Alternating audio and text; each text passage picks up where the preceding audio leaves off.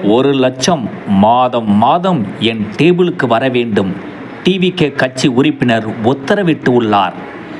வேலூர் மாவட்டம் கனியம்பாடி புதூர் கிராமத்தில் சுட்டெரிக்கும் வெயில் மழையும் பார்க்காமல் மண்ணில் உட்கார்ந்து செங்கல் செய்யும் கூலி தொழிலாளர்களிடம் மண்ணு லாரி ஓடுகிறது, செங்கல் விற்கிறீர்கள், மாதம் மாதம் என் டேபிளுக்கு 1,00,000 கட்ட வேண்டும் என்று டிவிகே விஜய் கட்சி கனியம்பாடி ஒன்றிய செயலாளர் விஜயகுமார் ஈஸ்வரன் என்பவர் செங்கல் சூளை தொழிலாளர்களிடம் வற்புறுத்தி பணம் கேட்டதாக தெரிகிறது.